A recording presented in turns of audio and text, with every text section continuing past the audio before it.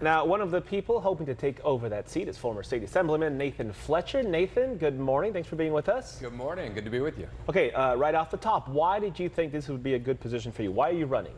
Well, when you look, Raul and Shally, when you look at the status quo, it's clearly failing. You just had a story about a hepatitis A outbreak where people are literally dying on the streets. We see an explosion in homelessness and housing costs. And the reality is it's time for a change, and we need some new energy and a new drive, and we need to point our county in a new direction. And I know how to do that.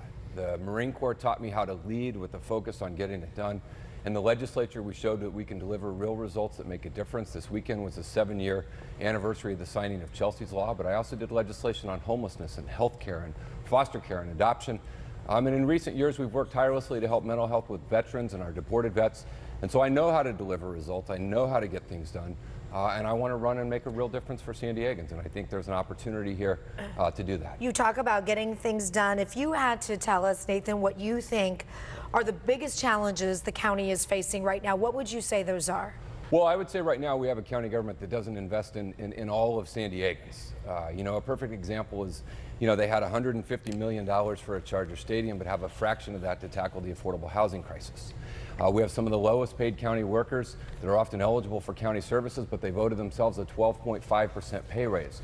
And I think we have a county that really doesn't have the right approach. In Washington, where we see them taking health care away, the county can be the place that provides it. When they're attacking immigrants and refugees, the county can be the place that embraces them and provides help and assistance.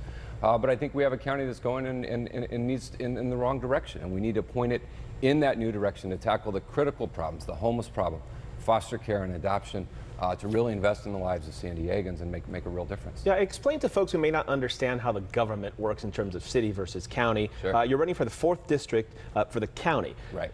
How would that differ from a city councilman, for example, who also has Skyline and La Jolla and that kind of thing? Well, so the county is probably the least known, but most impactful area. And there you can see the very large districts that we represent. But the county is primarily responsible for administering state and federal programs. And so a lot of those things that really buttress the Trump agenda of what they're trying to take away from folks in Washington, D.C., we can work every single day to try and deliver. And so you're providing help and assistance as an adoptive parent. The county does adoptions. The county takes care of foster care. When you're in need of help and assistance, folks who are on the verge of being homeless can go to the county and try and get that. The county also does public safety. They run the sheriff's department, the district attorney's office, the probation.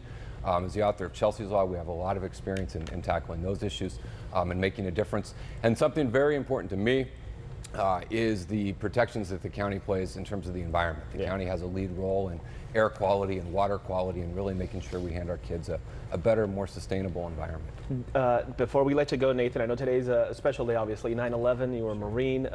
Can you give us kind of a quick synopsis of what this day means for you specifically in that regard? Well, it's a day that certainly, I mean, it changed the world, and for a lot of us, it impacted our lives. You know, as a Marine after 9/11, we were called back into service, and so many of us answered that call.